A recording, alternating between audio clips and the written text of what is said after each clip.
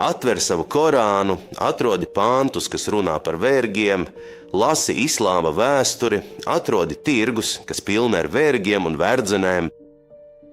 Kas tas ir par reliģiju, kas ir tik samierinājusies ar verdzību? Kur tad ir brīvības reliģija? Kur ir cieņas un sociālās taisnīguma reliģija?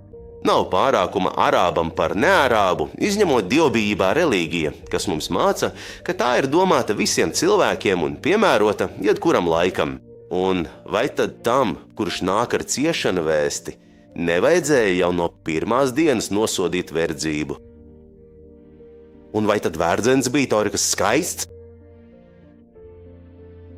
Nē, tu esi skaists, un skaistajam mēs sakam skaistā viņa acīs, un mēs nesāksim ar bailēm kā bērniņš. Es sāku ar taviem dziļajiem vārdiem, kuri man pietiek, lai atbildētu ar veselu video. Nevis 7 brīnumainas lietas, jūs esat tie, kas runā par brīnumiem. Islāms izplatījās ar zobenu, islāms ir pret sievietēm, islāms ir vīriešu reliģija, kas atbalsta vergus un verdzenes. Un ja mēs runātu, mans brālēn, es tev teiktu, ar ko lai sāk šo stāstu. Šis stāsts sākas ar to, ka visa pasaule, visā savā garajā vēsturē, bija pilnībā samierinājusies ar verdzības ideju. Verdzība tajos laikos nebija pat nekāds diskusiju temats. Toreiz pastāvošie jūdaisma likumi to skaidri atļāva, vēlāk kristietība atnāca un arī to neaizliedza, un pat ne mazākajā mērā nedomāja to aizliegt tālākā nākotnē. Un tāpat kā Al-Akad. Abas Mahmūds Al-Akāds savā grāmatā Islāma patiesības un pretinieku mēli uzsver, ka apustulis Pāvils pavēlēja vergiem paklausīt saviem kungiem tāpat, kā viņi paklausa kungam Kristum. Un apustulis Pēteris deva līdzīgu norādījumu, un baznīcas tēvi to uzskatīja par obligātu, jo verdzība, jeb kalpība, tika uzskatīta par grēku izpirkšanu, ko vergi veic. Vergi par to, ka viņi bija pelnījuši visaugstākā kunga dusmas. Atvainojiet, es aizmirsu pirms reliģijām, mums bija apgaismības vēstneša filozofi.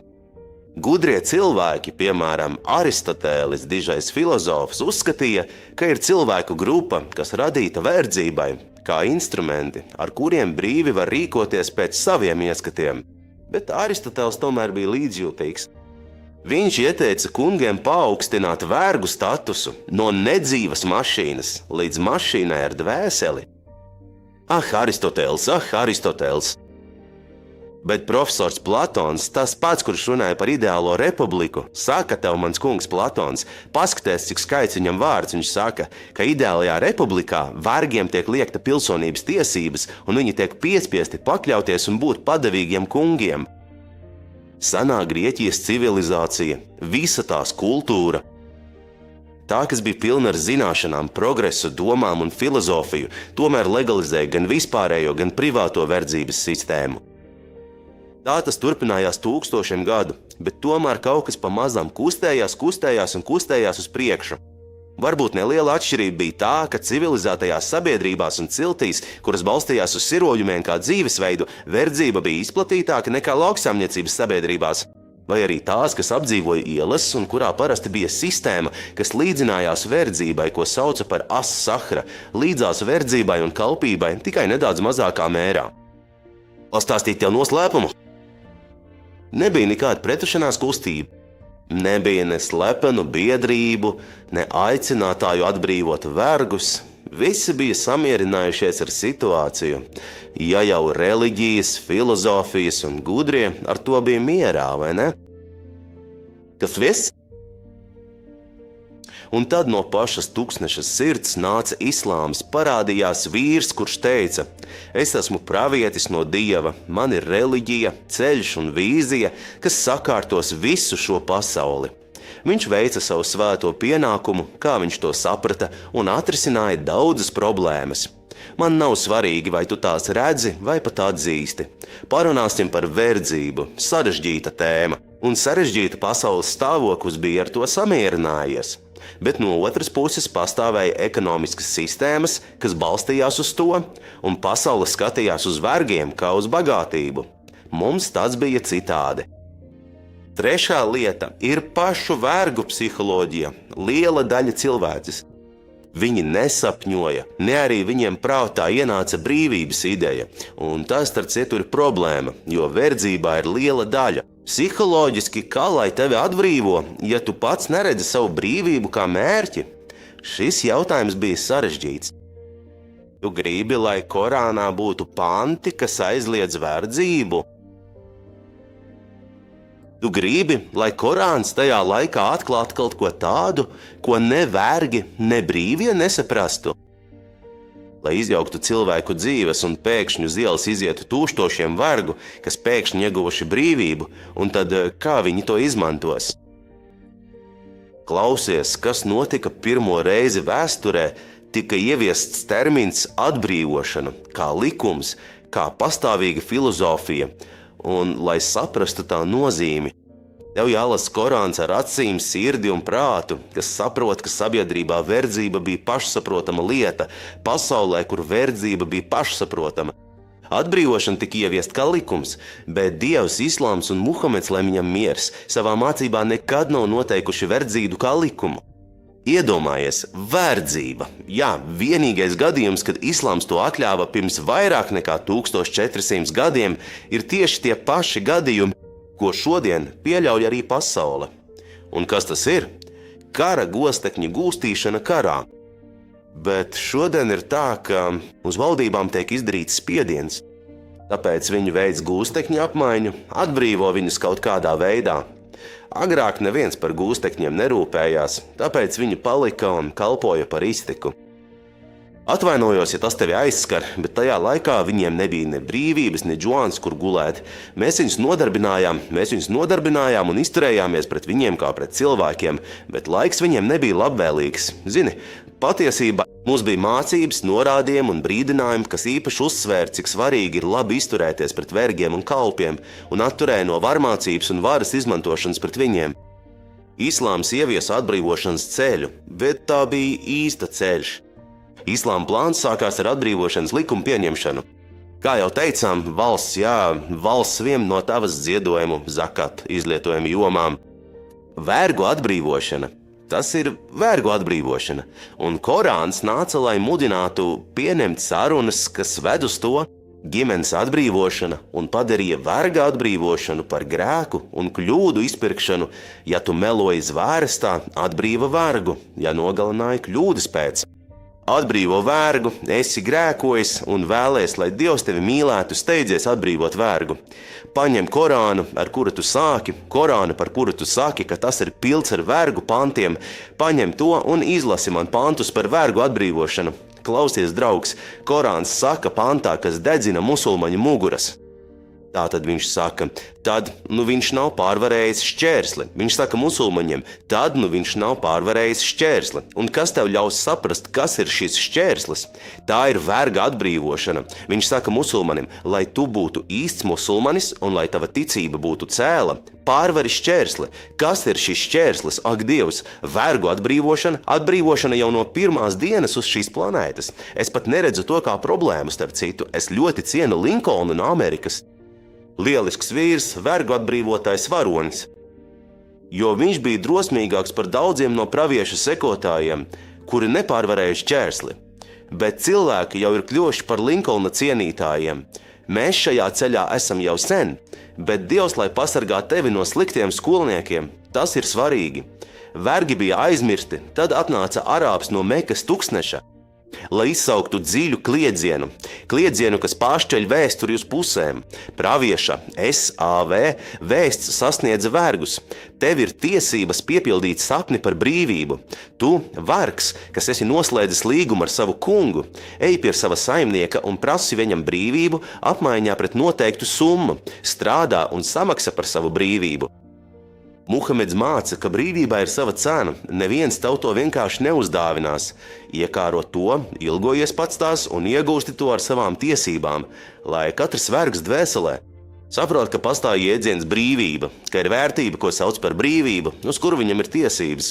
Viņš to var iegūt pats ar savām rokām, vai arī sapņot, ka to piešķir valsts, vai arī kā izpirkumu no kāda taisnīga cilvēka. Pat pašas idejas sēkla jau ir iesēta. Ļauj man pastāstīt tev kaut ko no mūsu dižajiem senčiem. Mēs, musulmaņi, viens no mums bija Bilāls ibn Rabāhs, melnādains vergs no Habešas, ļoti mierīgs, nekad neradīja problēmas. Viņš ienāca ar tējas paplāti un uzreiz izgāja ārā. Īsts ideāla verga paraugs. Un viens nakts lakā viņa sirds kļuva drosmīga kā lauva, un viņš stāvēja kā kalns. Viņš izteica ticības apliecinājumu, tad viņi viņu aizved uz smiltīnu un mocīja, liekot viņu uz muguras un vēdera. Viņam tika rīkotas spīdzināšanas sesijas, bet viņš palika nelokāms. No kurienes viņam tāds spēks, onkul? No kurienes? Viņa spēks bija tik liels, ka viņš radīja jaunu izteicienu. Viens, ko neviens pirms vai pēc viņa nebija teicis. Tā bija visvairāk viņu skaitinošā frāze, un viņš to teica un atkārtoja, lai arī tika mocīts. Viņš palika nelokāms, atkārtojot viens. Vai tu domā, ka pārmaiņas, kas notika ar manu kungu un lepnumu Bilālu, bija tikai tāpēc, ka viņam tika pateikti daži vārdi no labā cilvēka Muhameda Bilāla? Bilāls beidzot atrada īstu dievu, kas viņam saka, ka visi cilvēki ir vienlīdzīgi kā ķēmes zobi. Bilāls beidzot atrada kādu, kas viņam saka, stājies rindā un lūdziet blakus tam, ko tu sauc par savu kungu. Vai tad šajā ticībā ir kādas šķiras? Cienījamākais no jums ir tas, kurš ir visdievbijīgākais. Bilāls nemaksāja cenu par Muhameda burvību. Bilāls maksāja cenu par ticību, kas tic viņa brīvībai ticību, kādu Bilāls redzēja. Tas, ka Bilāls bija melnādainais vergs, nenozīmē, ka cilvēki uz viņu neskatījās ar aizspriedumiem. Aiciniet Freidu, lai viņš analizētu Bilāla personību, aiciniet viņu, lai saprastu, ka psiholoģisko barjeru pārvarēšana pret realitāti, kas pastāv visā pasaulē, ir kaut kas tāds, ko spēj tikai pravietis savā laikā. Romieši atveda vergus, saslēgtus ķētēs, lai viņi cīnītos imperatoru priekšā un viens otru nogalinātu, kamēr ļaudis to atbalstīja. Muhameds, tūkstneša beduīns, deva padomu saviem sekotājiem sakot: baidieties no Dieva attiecībā pret tiem, kas ir jūsu īpašumā. Tas ir jūsu vergiem. Barojiet viņus ar to, ko paši ēdat, apģērbiet viņus ar to, ko paši valkājat, un nelieciet viņam darīt darbu, ko viņi nespēja paveikt. Tātad, ja jums kāds patīk, paturiet viņu, bet ja nepatīk, pārdodiet un nemokiet Dieva radību, jo Dievs jums viņus ir devis, un, ja būtu gribējis, būtu devis jūs viņiem. Psiholoģiskais barjers piedāvā loģiku, kas ir pretrunā Aristoteļa un Platona uzskatam par verdzības neizbēgamību. Šeit viņš saka saviem sekotājiem: neaizmirstiet, ka viņi ir vergi apstākļu dēļ, nevis tāpēc, ka tādi piedzimuši. Viņi nav tādi piedzimuši, Platona, viņi nav tādi piedzimuši. Tad tu atkal jautāsi man, kāpēc tad viņš neaizliedz verdzību pilnībā no pašiem pamatiem? Tāpat kā viņš rīkojās ar citām lietām, vai lai es tev to īsi paskaidroju? Kāda ir gudrība? Vai esi redzējis filmu Šošenka izpirkšana? Šošenka izpirkšana tā filma par vīrieti, kurš raka līdz aizbēga no cietuma. Vai esi to redzējis? Šajā filmā bija arī kāds vecs vīrs. Viņš visu savu dzīvi pavadīja ieslodzījumā, tāpēc visu mūžu bija pieradis saņemt pavēles un lūgt atļauju pēc jebkādas darbības, pat visvienkāršākās. Piemēram, ja viņš vēlējās aiziet uz tualeti, kad viņš tika atbrīvots, viņš nespēja izturēt dziļi sabiedrībā, kas lika viņam pieņemt lēmumus vai uzņemties atbildību, viņš bija par vāju tam. Tāpēc viņš izdarīja pašnāvību. Jā, es tiešām noskumu skatoties šo ainu. Un arī tad, kad Ābrahams Linkolns pieņēma lēmumu aizliegt verdzību pie mums, ir gadījumi, kas pierādīja, ka tā ir. Viņi atgriezās pie saviem kungiem, jo nespēja dzīvot pasaulē, kura nesaprata atbildības uzņemšanās un lēmumu pieņemšana viņiem bija ļoti grūta. No vienas puses, un tad amerikāņu attieksme. Pat pēc lēmumu pieņemšanas tā joprojām bija ļoti izteikta un acīm redzama rasu diskriminācija. Suņiem un melnādainiem bija aizliegts iet restorānās. Pajautā Muhamedam Alī klajam, melnādainajam vīrietim, par viņa slavu un kāpēc viņš izmeta savu olimpisko medaļu upē, lai gan viņš to bija ieguvis kā amerikāņu čempions. Pajautā Rozei Pārksai, kas ar viņu notika. Tikai tāpēc, ka pēc smagas un nogurdinošas dienas viņa nespēja piecelties no autobusa sēdekļa, lai baltais varētu apsēsties. Viņai nebija tiesības sēdēt, jo viņa bija melnādainā. Islāms atrisināja abas šīs problēmas, tas iedvesmoja verga psihi ar brīvību un padarīja to par aksiomu viņa prātā, aktivizējot šo muskuļu. Atbildība viņš aktivizēja spēļu uzņemties sekas un lika saviem sekotājiem izpirkt savus grēkus, atbrīvojot vergu. Tāpēc, kad musulmānis atbrīvo vergu, viņš to dara pazemīgi, un vergs redz tajā glābšanu no Dieva dusmām, nevis ar augstprātību. Papildus tam ziedojumu zakats saņēmējs saraksts tika rūpīgi pārbaudīts, ņemot vērā sociālos apstākļus tiem, kurus atbrīvoja, vai arī bibliotēka, kas bija noteikta likumā. Musulmaņu valsts likums bija tāds: tas uzliks saimniekam par pienākumu novērtēt savu verga vērtību un nenoteikt pārmērīgu cenu, kā arī uzraudzīt atbrīvošanas procesu, lai tiktu pieņemts izšķirošs lēmums, vai tas būtu atrisinājis problēmu. Tas būtu radījis apjukumu situācijā, un neaizmirstiet, ka pastāvēja arī ekonomiskais aspekts, kas būtu bijis netaisnīgi. Tāpēc bija nepieciešama pakāpeniska pieeja plānam. Es tev neaizkavēšu ar gariem stāstiem, notikumiem un pārsteidzošiem gadījumiem, ko pravietis, lai Dieva svētība un miers ir ar viņu, darīja. Viņš pats īstenoja praktiskus piemērus, lai izskaustu verdzību un rasismu. Viņš teica: es centīšos tev palīdzēt iztēloties šo ainu. Viņš turēja rokā nūju vai šķēpu un gāza elku statujas ap kabu. Pēc Mekas iekarošanas Bilals tajā brīdī stāvēja uz kaba jumta. Bilals to darīja pats, nevis kāds cits.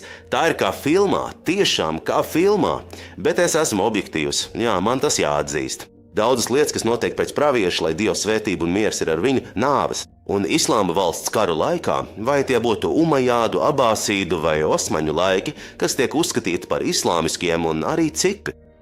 Tās pretrunā ar praviešu, lai Dieva svētība un miers ir ar viņu, skaidriem norādījumiem un prasa atvainošanos, un musulmaņi, kuri patiesībā ir cilvēki un pieļauj grēkus, ja viņi pārtrauc pravieti, lai Dieva svētība un miers ir ar viņu, attiecībā uz atbrīvošanu, tad tas bija viņu grēks.